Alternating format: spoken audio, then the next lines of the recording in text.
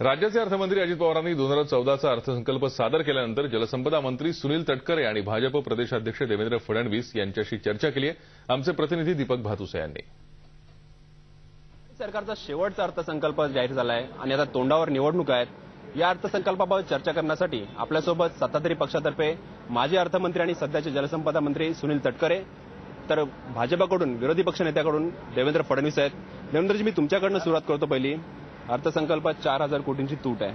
अर्थसंकल्प निवडणुकीच्या तोंडावर मांडलेला आणि अशी शक्यता होती की लोकप्रिय घोषणा करून कुठेतरी निवडणुकीला सामोरं जाताना कॅच करण्याचा प्रयत्न करेल अर्थसंकल्पातून आघाडी सरकार। या अर्थसंकल्पात अर्थही नाही आणि संकल्पही नाही।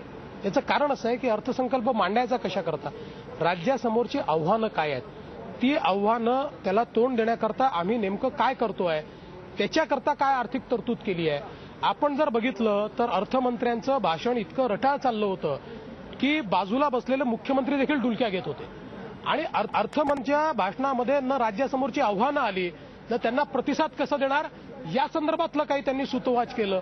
एलबीटी रद्द करून मुख्यमंत्र्यांनी घोषित केलं होतं, त्याची घोषणा देखील याच्यामध्ये करण्यात आलेली नाही। आर्थिक उलाढाल जर काय वाढवायची असेल तर उद्योग आणि उद्योगाच्या वरती असलेली आर्थिक गुंतवणूक याला प्रोत्साहन देण्याची आवश्यकता खूप मोठ्या प्रमाणावरती आहे। मला असं वाटतं आज राज्याचे उपमुख्यमंत्री आणि अर्थमंत्री यांनी या धोरणाला खूप मोठ्या प्रमाणावरती चालना देण्याच्या दृष्टिकोनातूनच एक तऱ्हेचा निर्धार केला तर स्पष्ट होत आहे। तटकरे निदर्शनास आणून द्यायचं आहे की आर्थिक पाहणी पृष्ठ क्रमांक 114 तक्ता क्रमांक 8.9 याच्यामध्ये जी गुंतवणूक आहे त्या गुंतवणुकीमध्ये महाराष्ट्रातली गुंतवणूक दाखवलेली आहे 10,21,000 कोटी, जी देशाच्या गुंतवणुकीच्या 9.71% आहे आणि गुजरातमधली गुंतवणूक दाखवलेली आहे 12,70,000 कोटी, जी देशाच्या गुंतवणुकीच्या 12.7% आहे। त्याच्यामुळे आपण हे जे सातत्याने सांगतो, अगदी 91चे इरादा पत्र वगैरे घेऊन सांगतो, ही वस्तुस्थिती नाही। आणि खरं म्हणजे गुजरातची आपली तुलना काय करावी, ते आपल्यापेक्षा अर्ध राज्य आहे, लोकसंख्या देखील अर्धी आहे आणि म्हणून मला असं वाटतं की हे जे काही सांगितलं जातं, अगदी तुम्ही निर्यातीचं बघा, निर्यात इतक्या मोठ्या प्रमाणात आमची घटली आहे। आपण जर आर्थिक पाहणीचा पृष्ठ क्रमांक 115 बघितलं तर निर्यातीमध्ये 10, 11, 12 मध्ये देखील 10, 11 मध्ये आपण 3,08,000 होती, 11, 12 मध्ये 3,94,000 होती, 12, 13 मध्ये 4,17,000 कोटी होती, आज ती अर्धी झाली आहे जवळपास। निवडणुकीला सामोरं जाताना हा अर्थसंकल्प आघाडीसाठी किती फायदेशीर ठरेल?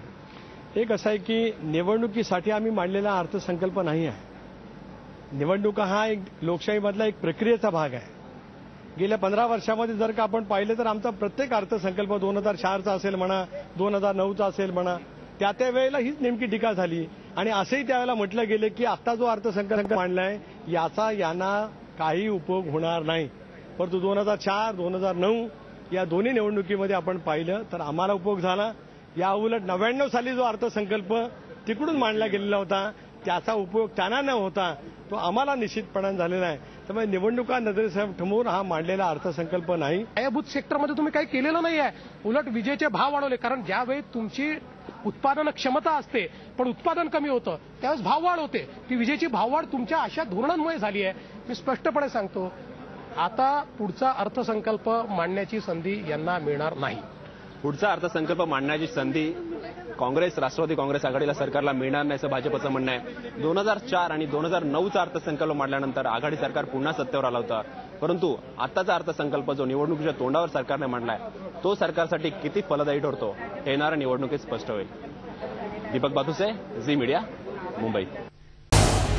झी 24 तास रहा एक पाऊल पुढे।